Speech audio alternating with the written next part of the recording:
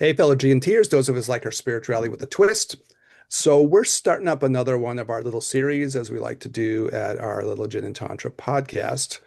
Again, in a bigger context, part of our year-long series, 2025 America, What the Hell?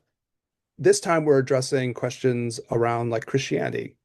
And part of this has to do with the more dangerous parts of Christianity that happen to be in the United States, but also what Daniel and I decided to do as part of like maybe a bigger educational thing, because we like to be an educational podcast, a bigger educational project on the incredible diversity within Christianity just at the core. And it's a really fascinating subject. In some ways, you might say Christianity is more diverse than even maybe most other traditions. You can see what you think by the end of this because it's Yeah, pretty wild, just the I would amount agree. of stuff here. I would Yeah, agree. totally agree. And it's fascinating, right? But before all of that, we'll promise we'll get to it, but we're going to ask you first to do all the things that people ask you to do at the beginning of every podcast you ever listen to or watch, which will be doing the liking and the subscribing, send it to a friend, do all the little things that people ask because obviously it helps people out. So thank you so much. And without further ado, I guess we'll get on into it. Any like preliminary things you want to say about any of this stuff, Daniel, or we should just No. start doing it? Okay. Yeah. Yeah. Okay. How did we get to this? Well, part of it is part of this thing we've been asking questions about what's going on in the world. And this is the real question of like Christian nationalism, right? And the idea that there are potentially the more problematic Christianities that we'll try to explore as we go along. For me, my first kind of exposure to this way of thinking goes back, and I've brought him up a couple of times in episodes here and there, was Chris Hedges, or is Chris Hedges. So he was a journalist who got in trouble for writing negative things about the Iraq War when the Iraq War was still considered to be like such a patriotic and positive thing.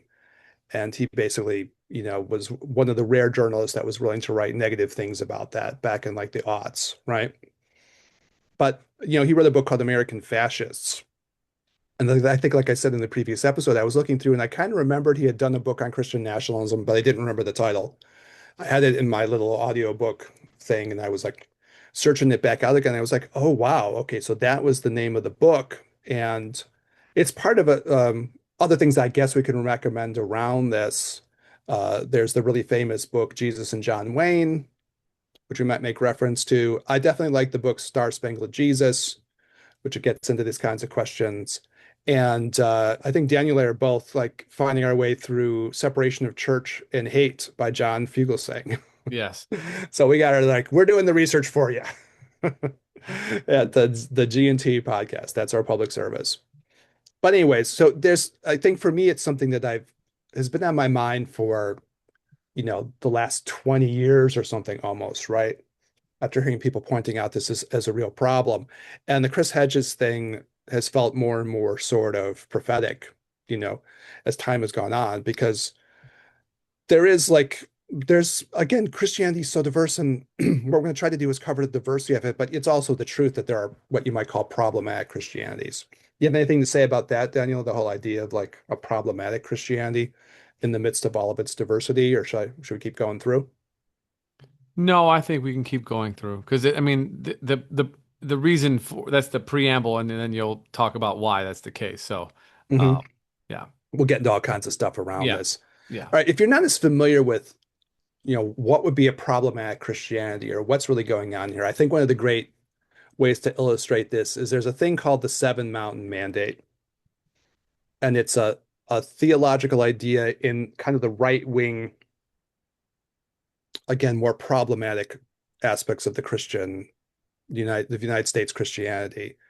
And the whole idea is it's that this evangelical minority population of Christians have a kind of a mandate to like essentially take over the society.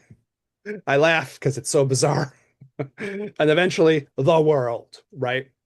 The Seven Mountain Mandate. And the Seven Mountains refer to these different parts of the society that there's this divine mandate for this group of people to start to like take over in this sort of authoritarian style.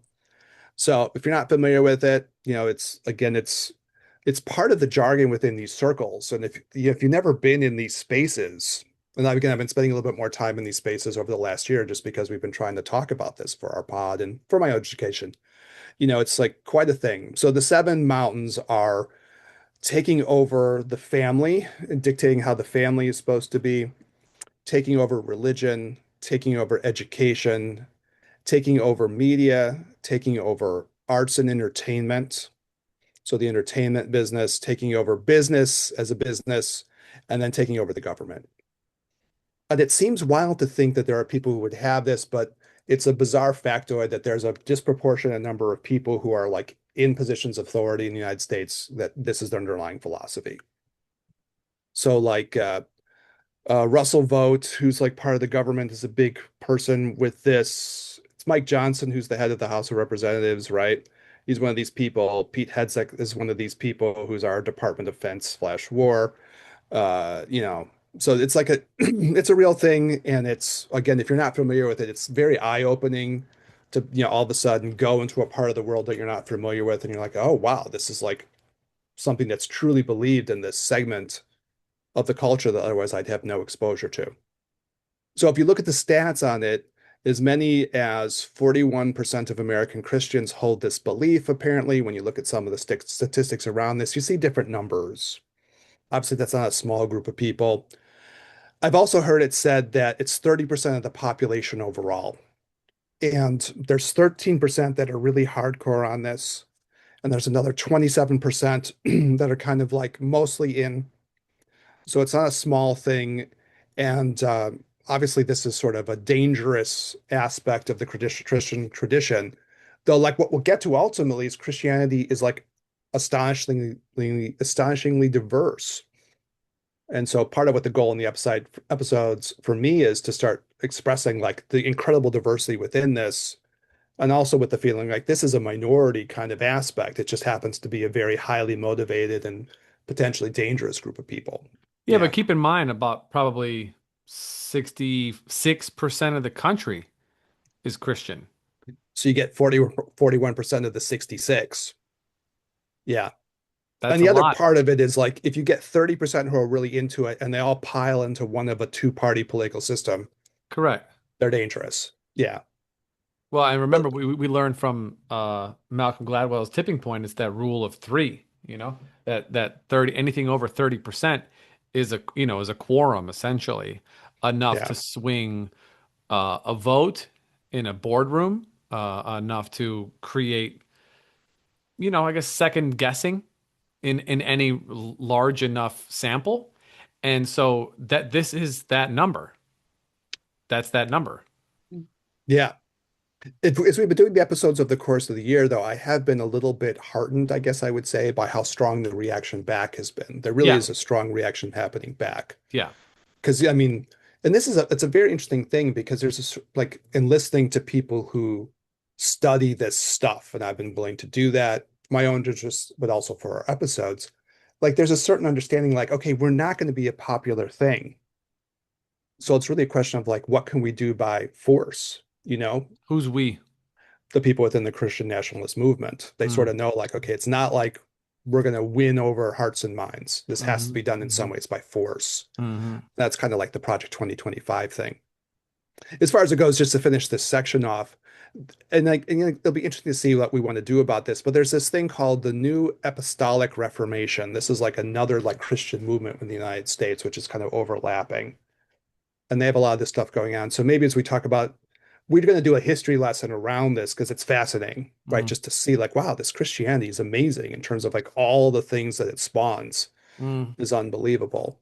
Um, but it's when we do get maybe when we get to things in the United States, there's this new apostolic reformation I've been learning about over the last year, and it's sort of these smaller, they're not small, but they're not part of the mainline, what they call the mainline churches. They're independent churches, they're evangelical, and they're very political, right?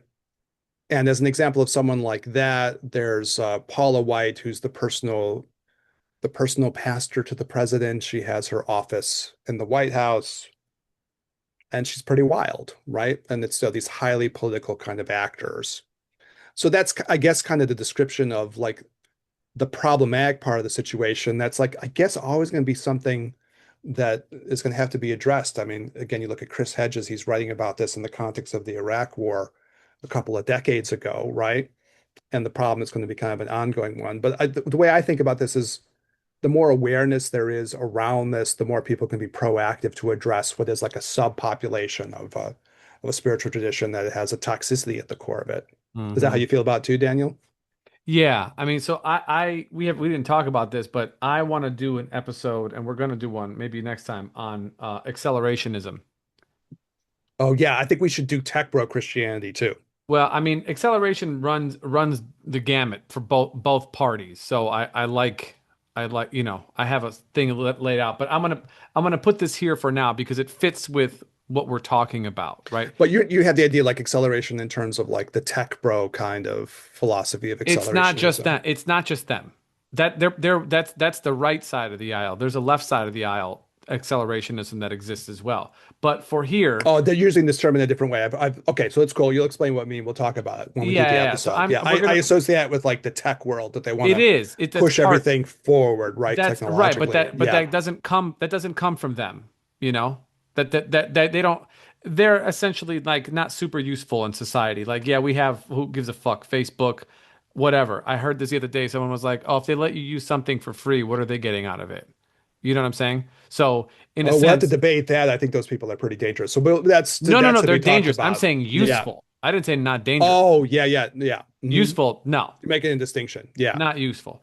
But um the the scary part about like religiosity is the orthodoxy, Yeah. is the power, and simultaneously the fragility of it, because anything that is actually most things in my opinion that are strong don't seek to disempower others in attempts to keep their own strength. You have strong inherently in what it is that you believe. So why do you feel the need to subjugate others in order to prove your strength?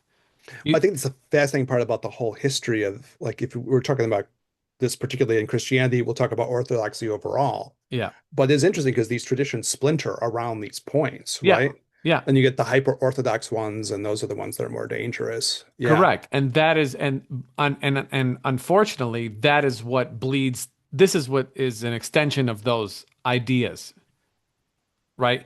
Yeah. The far out ideas are what sticks around. So, anyways, this idea of accelerationism, right? And so I kind of had this prepared already. So, acceleration can be seen as a collective nervous system dysregulation strategy.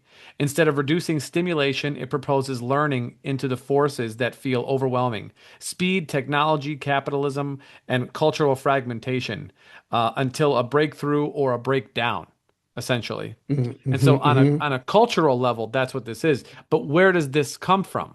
Well, this comes from basically every, at least Abrahamic tradition that is messianic in its practice. And I don't mean they believe in a Messiah. I mean they believe the Messiah is going to return. And So so, this is part of the acceleration concept, the way that you're using it. yes, Okay, I haven't heard yes, this idea. Okay, go yeah, ahead, lay it yeah, on me. yeah. And so basically, from the beginning, like even going back to like John the Baptist, he obviously was Jewish, right? Hmm. He was an end times person. He was a, Revelations believer practitioner. Now, maybe if we fast forwarded it today, we would say, oh, he's a conspiracy theorist, right? But the world is going to come to an end, fire and brimstone. Get ready. It's happening. Well, they're kind of like like evangelical Christians now. That thing exists all the time. End times Correct. Christianity hasn't gone away Correct. because it's like you can trace it back to the roots of it in some ways. That's always Correct. kind of been hanging around. But yeah, go ahead. And no, right. And it's present in Judaism. Hmm. It's present in Islam. And they all have and there's many sects that get broken up over how they view this. It's really, really interesting in that because you bring it up, and this is like outside my knowledge zone, and I'd be curious just to hear. I was like looking at obviously there's a Judaism aspect of this, and it's actually in the book of Daniel. So I was like, okay, book of Daniel. All But I right. don't know as much about that, how that's handled in Islam. You want to give people like a 30-second primer on that? Is that something you can do? I mean, Because I I'm don't not going to know do it. that tradition. I'm Uh-huh. not going to do it justice. What I'm going to say is that Okay. like Okay. Save for some other time then maybe. yeah, but Hmm. it's so Sunnis and Shias and people who are watching this, feel free to dunk on me. I don't have, this is just off the top of my head. They are there's discrepancies as to when and who the prophet will be when they return, if they have returned. Oh, Okay, so this is how those things are, how those ideas are broken up. But again, it's broken up around these ideas of these accelerationistic ideas, right? And so that being put forth as this belief system way back when, 2000 plus years ago, is still influencing where we're at now. The difference is the people who have influence now are have far more influence than they've had before over a much larger swath of people. Now, we can argue and say, well, what do you mean? The Romans had over huge control over people. Yeah, they did. They did. But I think that their aims, well, I don't think, definitely, their aims were different than now. So they might have been accelerationist, but newsflash, the Romans weren't really practicing Christianity. That was for the peasants. That was for you the can like, slaves. yeah, you can kind of like think about those questions for sure. They, Hmm. they really weren't. I mean, even the messages of Paul were not of Jesus's words. They never met. Yeah, that's something to like get through when you talk about the subtypes of Christianity as we go through it. Right. Correct. Yeah. So you have, Christianity as an ideology that was used to, um, I don't know, enliven servants, workers, give them something. Oh, don't worry about being poor in this lifetime. As soon as you go to heaven, man, you're going to have everything you possibly could want, which is one of the things that that the West will dunk on Islam for the Hmm. people who, blow themselves up. Obviously, they're not, taking life is never good, whether it be your own or somebody else's, right? But they say, oh, they promise them things in heaven. Really? That's oddly familiar. Isn't that? I Yeah, don't that's know. like across the board. Yeah. You know what I'm saying? But so they all share a similar source. And so this idea, this kind of like, dare I say, sort of perverse idea of end times, and let's usher ourselves to this end times, is present in the tech oligarchy kind of thing, in the evangelical kind of thing, in Orthodox Judaism. They want this, So, and but the best way of using accelerationism is to say, like, we're pushing together, we're pushing towards some goal that we want realized that has a semi-apocalyptic kind of vibe to it on some absolute, level. yes, So that's how you're exactly, using it. Okay, I get yes, it. And there's a yeah, truth to that. yeah, Yeah. I was thinking about this, and we'll do it in different ways as we go. It'll be a mm-hmm, loose and free and easy conversation, as we like to say in our Taoist mm-hmm. world. We'll free and easy wander our way through, Taoist saying. But yeah, I was thinking like when you translate this stuff forward, a lot of these things are like in the modern Christianity, but the threads are back there, even in Yes. the earliest seeds of it. It's kind of again, I don't know. I find this shit fascinating. Oh, this It's this like fascinates me. Yeah, so, I mean, so hopefully other people listening will also ultimately find it fascinating too. yeah, But I feel like you really learn a lot when you sort of see the context of this. It's kind of mind-blowing, actually. yeah. Yeah. Well, I mean, maybe before we totally move on, I did look at our new friend for the pod, John Fugelsang, the comedian who wrote this Separation of Church and Hate. Mm-hmm. And he says this, I think, in a very nice way. So I thought I would just share his checklist of what he thinks happens once you have orthodoxy taking over. Mm-hmm. And kind of like the way you're saying it, Daniel, this might be orthodoxy in a Christian sense or in a Muslim sense or in the big three, Judaism, or really anything that you might get that goes orthodox, whether you're in India Yeah. or other parts of the Asian world. You can Yeah. always But have potentially this problem. And he has like a kind of a checklist of the things that you see. So I thought I would share it. But sure. Yeah. Cool. I just wanted to say that, even orthodoxy, the term orthodoxy is a spectrum. mhm. Everything is a spectrum. So, someone could be more, left leaning politically, but they may not hold the same beliefs as somebody else who is even further left than they are, or same thing on the right side. So even the term orthodoxy, you don't automatically believe that everything that everybody else who considers themselves quote unquote orthodox believes. I just wanted to make that distinction. Yeah, I'm using part of my source for this. Again, I have different people I sourced out. I like to kind of like do a little research for what we're doing. And there's a scholar on the New Testament named Bart Ehrman, and he basically has a line he uses over and over again, which is like, orthodoxy is like my doxy. Mm, My doxy is orthodoxy, and your doxy is not orthodoxy. If you don't agree with me, and all of a sudden you're heterodox or you're yes, heretical, if I want to go even further with that's it. correct. Yeah. Yeah. So, all right, we'll explore it because it's, again, I think this is, I don't know if we get this education on these No. subjects in our culture, and it's mind-blowing. Well, you We can even don't. question why we don't get it. You Well, can be that's suspicious even why we don't, correct. And I because was it's, going to say, yeah. because that pulls at the fabric of the culture itself. It pulls at the foundation of how it is that we exist as a system of learning. Just generally overall, like Christianity and or really like Catholics, right? Roman Catholics. That was used as a measure of control and influence for hundreds and hundreds of years, and they Well, were developed thousands, thousands. millennia, Yeah, I really. mean, Yeah. yeah, I mean, and it really never. They say the Roman Empire never really collapsed; it just morphed into capitalism. It's like Philip K. Dick has the line, the sci-fi writer, the empire never ended, right? yeah, it really Yeah. didn't. And so Yeah. you have this sort of weaving together, and some people might be bothered by this. Some people might think, oh, that's the power of quote unquote Christ or God or whatever. But you have essentially a teacher in Christ who preached about taking care of the poor, helping the stranger, focusing on your own divine spark, right? Freedom, equality, and using your money to help people, not to be rich, not at all, actually. And in comparison to how that got changed, it's the opposite.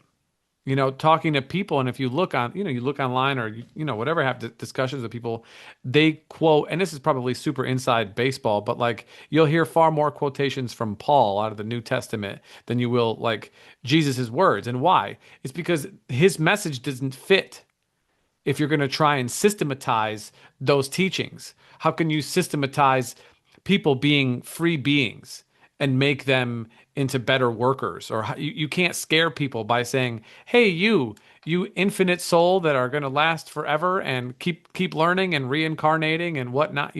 Like that is not motivating for people to work harder, and that's not you can't systematize that. You can't create a structure out of that. So they took the teachings that he learned or that he shared, and they made him into something that was more palatable. That's something they could make into a government. And Well, the weird thing is like it splinters in like the very beginning. It's kind of a wild story. yeah, Like it splinters like right out the gate, whatever that means. And it's like a weird story to tell. But like it just so something happens, whatever happened in those early years, couple thousand years ago, something happens and the whole thing splinters. And I know what you're saying though. There is like this definite dichotomy, which will break it apart as we go through the splintering, like of like hmm Paul versus like what you would happen if you read the gospel or something, depending on how you want to read those books, right? Because they're not simple hmm books either. It's a wild story. Yeah. I mean, his people often forget that like Jesus had a brother, Yeah, James. right? And James actually took over his work because that's his brother. Well, James and Paul don't get along. Not at all, which is Yeah. very strange. Hmm. One would argue that Paul might have had James, you know, axed. I don't know if that comes up in the books of Acts, people being axed or not. Right. I don't know. But anyways, yeah, yeah, yeah. It's a Yeah. wild story. It's a wild story. Yeah. All right, well, I'll do the John Fukusheng stuff, and Yeah. then we'll Yeah. Yeah. like keep like breaking it through because Yeah. it's definitely wild. Anyways, he makes these points. I like the idea of like, okay, we say something is orthodox and it's problematic. What do we really mean by that, right? hmm And okay, so here's the features. If you want to know you're dealing with orthodoxy, here's a checklist, right? And maybe hmm this applies like across the board. So one of the things like it could be pointed out here is like a literalism that you take whatever you're being exposed to and you don't read it symbolically or you don't read it poetically, you read it like absolutely literal, right? Mm-hmm. And then once you've read it literal, the idea is that you want that to be imposed upon other people. So I read it literal, and then I'm going to take my literal interpretation and I'm going to make you follow it, right? What's that term again, Eric? He uses literalism for this. Okay. Yeah. Then the other point he makes about it is a little phrase, low empathy, high certainty. Once I have the certainty, then my empathy falls. But we've kind of used this phrase before. Sometimes in again, when you get to this more problematic Christian circles in the United States, they talk about like toxic empathy, Mm. right? But what they're getting to in a way is this idea of we've decided how this is supposed to be interpreted in this literal way, and then we all have to follow it to the letter. So if you're not following it to the letter, you don't deserve any empathy. That's sort of how the equation ends up working itself out, which again, I find really fascinating that it plays Mm. out that way, right? So then you get like high punishment systems. So as opposed to like, and this is well when you talk about like Jesus too, again, Dan, like you were talking about before, we're not talking about forgiveness. No. We're talking about a crackdown, right? Yes. You don't follow our way of doing things. And of course, that can happen in Christianity. That can happen in any of these Anyone. Yeah, traditions. yeah, yeah, Yeah, yeah. this goes all over the world This, yeah, potentially. yeah. Yeah, this can go ugly all over the place. So I like it so far. It seems like it speaks to the problem of it. And then he talks about kind of knowledge resistance. The minute you have something invested in an orthodoxy, and it's literal, then anything that would challenge that becomes instantly panic inducing, right? So then you have to be, in a certain sense, anti-science or like anti-knowledge almost in general, Mm. because your ideas have a fragility to them, right? You're reading something literal that should probably be read poetically, right? Mm-hmm. Or probably should be read more loosely. You're so invested in this little literal interpretation and so much is hanging on it that it's just fragile. And so you can't let new information come in, which I think is very kind of a wise observation as well. Yes. Yeah. Then the other part is, and I'm kind of condensing the way this gets talked about, but hierarchy, right, is a dominant thing, which inevitably gets tied into like patriarchy as a problematic thing, which inevitably leads to like oligarchy.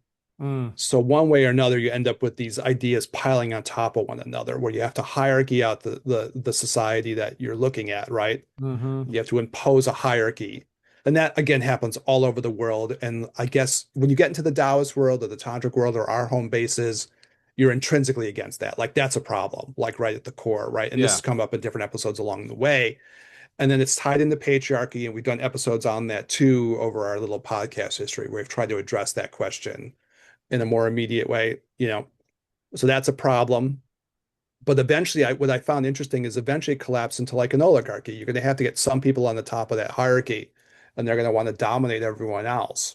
So there's a certain inevitability in that whole way of thinking. I think it's profound again, right? And that can Yeah. happen across any authoritarian orthodox system. Superiority For in the sure. sense of like we're the people who are saved and you are not. Mm. And sometimes it's you are the people who are fucked and we're the people who are saved. Therefore, we have superiority, right? I think, but I don't know if it's always framed in terms of the saving thing. Obviously, Christianity has that kind of language. Does that Mm-hmm. happen in Islam in that same way? Do you feel like that language? I don't know if I know. I like the Sufi parts of Islam. I don't know if I know as well how those things are phrased in the more orthodox parts of I it. don't, Do you have I'm not, insight in that? yeah. Okay, you want to touch, yeah, it's a hard thing. Let's we really prepped it out, right? Yeah. Yeah. All right. Anyway, so those kinds of things. And so then the next idea, and we can discuss it through, is that whenever you get to the more fundamentalist parts of any of like tradition like this, the argument goes, this is always going to be the angriest people, right? It's anger inducing for whatever the Mm. set of reasons are around it. It creates a kind of an anger and a hostility towards others. It's usually aggressive and violent in kind of an interesting way, in the sense that the violence gets more and more justified from our side because we are the ones who have the right view and we are the superior people, and Mm. therefore we're justified somehow. Right. There's that sort of instant, like magical justification thing that happens, right? Which on the one hand can lead to things like xenophobia Oh, yeah. and the hatred of the outsiders, right, will happen naturally out of that. And this came even when we were doing the social psychology stuff of this, right? The Mm-hmm. minute you get that in group, you have hostility towards the out group, right? And they're Mm-hmm. threatening. And then like the ability, I guess, from the people who are more at the top of the hierarchy to direct that animosity and hatred, like it's able to be targeted or something, you know? It's kind of wild to me. And we don't have to dwell on it too much, but I was talking with a couple of students, you know, Latino students, and we were just having a longer conversation just about like how wild it is that all of this animosity got targeted this time on that group of people. Like that was the group that really got all the target, right? So heavily on them, though it's broad spread hostility. But like even of the groups that are like still, I remember back to like if we go back 10 years or something, it was a lot of hostility to like the Muslim world, right? That was still sort Yeah. of the target was directed in different places at different times, right? Mm-hmm. And sometimes the anti-Semitism was out there too in that same time period. The Jews Mm-hmm. will not replace us in Charlottesville. But it's wild how that's directable, right? You can just kind of It is shift directable. that Correct. around. It's kind Yeah. of like social psychology fascinating. Lemmings. You can just move the target, Those are you know? lemmings. Those are Yeah. lemmings. Lemmings. Lemmings. And if that bothers you, good. Mm. But I think in any spiritual context, and we're doing these things, but we're putting it in the context of like the spiritual traditions we believe in. You can't have that kind of thing. Right. You No, can't have a moving target in a true spirituality where you're just going to like. So I think that's fine to call out. And as an individual, if you're going to spiritually progress as an individual, you can't have these features. They have to go. We all have to transcend these things ultimately, I right? mean, the Ten Commandments, man, it's not that, the golden rule is there. Yeah, yeah, yeah. If you want That's to do it. if you want to do Jesus, right? Yeah, I Yeah. mean, it's really not it's not very difficult. It really isn't, you know? It's confounding on some level at the same time, right? No, but How easy people it is to move that around. people want to Crazy. be led, dude. That's just it. It's much easier to be led. It's much easier to not think. It's much easier to give your head away and, just follow. I Like think that's, oh, yeah, sorry, I didn't cut off. no, Go. like Yeah. I mean, I know it's a simple thing, but like I don't have Twitter. You know why? There's only one reason why. There's literally only one reason why. I ain't following no motherfucking body anywhere. Follow me. Nope. I didn't even know what it was. I think it was like 2008 or 9, and I was working for some company, and the guy who was, I guess, my supervisor or boss at the time, he's like, "Oh, you should follow me on Twitter." And I was like, "Where?" He's like, "Oh, I post what I got going on." I was like, "We're talking right now. Tell me, what do you have going on?" He's like, "Well, no, just whatever." And I was like, "Bro, you're tripping. No, I ain't following shit." So that's just my own particular thing. But I think for the most part, people want to be. They don't want to think. Tell me what time to be there. Tell me what we're eating. I don't want to. Why would I have to think for myself? That means I have to be responsible for my actions. That means I have to maybe not listen to everything that everybody tells me and believe it as 100% truth. That there might be something that's partly true and something that's not partly true. And I'm going to have to make my own decisions and decide what do I actually believe. And you have to put the onus back on the self. These are some of the teachings of the person that the religion is named after that they have no desire to actually teach, you know? Yeah, no, it's fascinating because I think in the things that we're trying to advocate here, you know, which is like for us, home bases might be like Buddhist Tantra or Taoist things or Zen things or Sufi things, or whatever. That theme has to go all the way through. Mm-hmm. I have to be an independent being. I can't be a follower. I have to be independent, right? Mm-hmm. In order to express my own independent spiritual authenticity. It has to be that way. There's like no Mm-hmm. way around. Yeah. Mm-hmm. Um, so within the context of like being able to direct this, then there becomes this idea of like sort of you can always claim a kind of bizarre perpetual victimhood, Yeah. which is fascinating in that too. Like no matter who you are, you still claim that you're the victim of like other people. And this is toxic, right? At the core. If you want to get to some spirituality around this, I think all the traditions we're talking about, but this is especially mentioned in like the Kabbalah, right? You can't go through and take on a victim mentality because it'll bring out the worst parts of your spiritual being, the Mm. worst part of the psyche. The minute you're in that victim mindset, you should be very wary of that, Mm. right? You go victim mindset, it always leads to these ugly places. It has a darkness to it, that victim mentality. And you can see that it can then lead to this like, let's pivot the target around to like different people when you can kind of be able to kick that in on mass scale. Mm. Very true, I think, right? Mm-hmm. Yeah. And again, it doesn't matter how much power you have. It's some weird psychological thing that you can still sort of say we're the disempowered group, right? I guess it's the Yeah. grievance culture things and all that. But very true. Wherever you have like orthodoxy, it happens. I think April LaJoy, who I've been mentioning here and there in episodes, who wrote Star Spangled Jesus, when she looks back at it, she said that was astonishing how much that was part of our psychology, right? This constant like feeling that we were the victims of like other people, no matter how much power and security we had, that was always a flip that could be switched. And it's, again, psychospiritually fascinating. Or as a capper for us, maybe as a tantric podcast too, is the idea of like being kind of like anti-women and anti-sexuality. Not us, these other people. Yeah, not us. We're against that. Yeah, We're anti-women. We're that's right. anti-sex. Yes. But like how often that's played too, that you get a kind of a theme of like Yeah. these features. And in some of these, again, we were talking about the new apostolic revelation or whatever, Reformation, sorry. Like there'll even be these bizarre conversations about like women shouldn't have the independent vote and it should just be under the control of the man who's the head of the household. They talk that way. Mm, That's like Pete Hegseth's pastor, mm, like it's kind of bizarre. So, that is part of the features of this. And then, sexuality itself is always going to have this stigma around it, mm-hmm, particularly when you get women asserting sexuality or anything that like has homosexuality within it, like that's always going to be a problem. So okay, so that's like I think like a little mini checklist of like orthodoxy as it goes, right? I mm-hmm. thought it was important to do it just because, like we were talking about earlier, you can spread that around to any Orthodox tradition and just have it as a thing. And then once you see that, you can go, okay, well, these are the features of Orthodoxy. And then I think we're intrinsically arguing whether you talk on a social level or an individual level, these things have to go in Yeah. order to make spiritual progress And as an individual or as a community or as a society or whatever it is. Yeah, and talking about like, disempowering women and sexuality, it's also the disempowerment of pleasure specifically. that's true. And, as tantric practitioners, that is that's one of the main drivers. So just like on a base level, like meditation practice, right?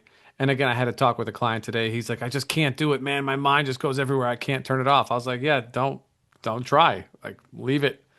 Oh, Just talking about the sexuality no, aspects? no, just about Oh, okay. meditation in general. He was Hmm. like, I said, just sit down and see who shows up. Just that's good enough for right now. Yeah.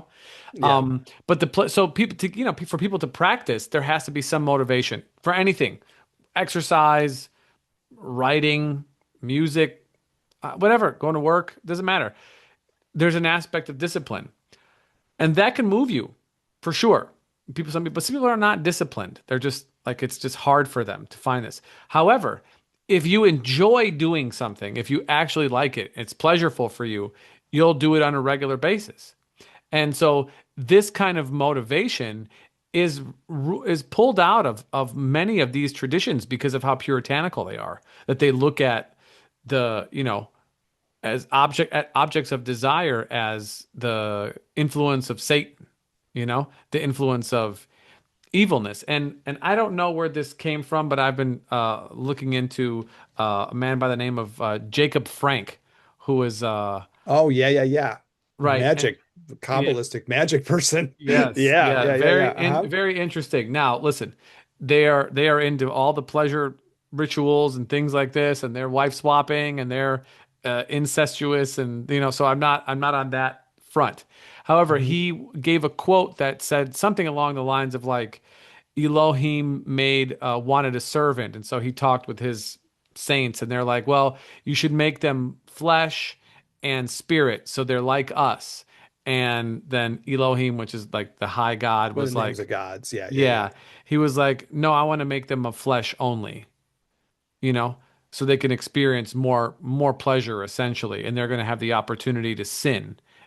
Why? Because that they're going to learn They're going to have the ability to do things that we are unable to do.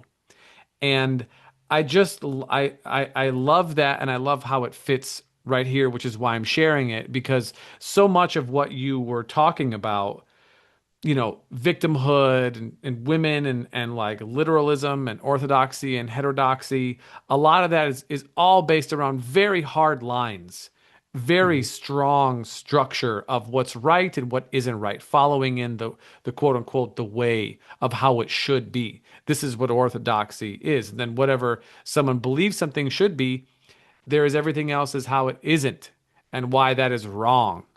And what's interesting about this character, Jacob Frank, is that like he just flips everything upside down. He's like, no, yeah, whatever we shouldn't be, whatever we should not do, we should do that. That's Yeah, there exactly what is we those should do. traditions that are like that. I mean, we're going to do a little bit on the Gnostics when we get there, and it's like, hey, they told you that story. I'll flip all the characters around for you. The snake's the good guy. This guy's the bad guy in the Garden of Eden. Like Eve did the right thing. Everyone who Yeah. told her not to do it was wrong. That's the flipperoo around that, right? Yeah. Yeah. And it's specifically in tantric practice, it's the use of pleasure that can alternate someone's mind. I had a session with somebody, some years ago, and the first thing that she said to me, and she had some good abilities, was like, can we make an agreement today? And I said, what's that? She goes, yeah. She goes, you don't have to have all of your lessons being the hardest ones possible. Maybe we can use another method for your learning in this lifetime. Oh, yeah, that's true. Something like maybe something more pleasant, you know? Yeah, we never know where these episodes are going to go, and this will probably be close to our ending of this particular one, but it's really true. Like when I first started doing Zen, I was, we're both raised Christian Catholic, right? That's Yeah, still somewhere within us, right? So I'm totally. doing this Zen, and it would be painful. And there was a part of me that was like, okay, good. Because I got to earn it, right? Yeah. And if it's a little painful and not earning it, that little kind of Catholic thing is still like floating around in there, right? And I did learn a lot, and Zen was wonderful. It certainly can be painful, but it was wonderful too. And there were moments of like ecstasy within it that I was also finding. And we talked about in previous episodes, I also would sometimes do meditations that were a little bit more Taoist, a little bit more trying to get the good sexual energy going. And so I was kind of cheating, not pure Zen, but it was like learning that question, like, okay, this doesn't have to be all harsh, right? Mm-hmm. And it was sort of like, again, like it's very interesting. Maybe we can all contemplate this. You look at a list like that, and maybe you're raised Catholic, and you're not maybe not even the most Orthodox Catholic in the world, but you can still pick pieces out of that where yeah, that is an issue. I can remember that from my past, or maybe you can kind of use a little microscope on ourselves and go, there's still a little of that shit that floats around, right? Mm-hmm. You know, um, and I think it was a big deal for me. It happened in stages. I think my Chinese mentor, Dr. Wang, Master Shengli Wang, made a big point about this. And I don't know if he was influenced by coming from China and being here. I think he already had these ideas a little bit brewing from his Chinese teachers. But I think part of what he felt like was, man, these people don't know how to experience happiness or pleasure. There's something blocking them, you Mm-hmm. know? And he really had that strong feeling. We talked about in different episodes here and there, but it still fits here. Mm-hmm. And if I look at my own history, it was, oh yeah, there was like something in me, a little seed of something orthodox, we want to frame it that way, that was going to block that. And then it was like kind of like if I think about my own, we all have our own stories we're going on, our own ways of what we feel are our spiritual progresses that we made and the things that we tried to work through.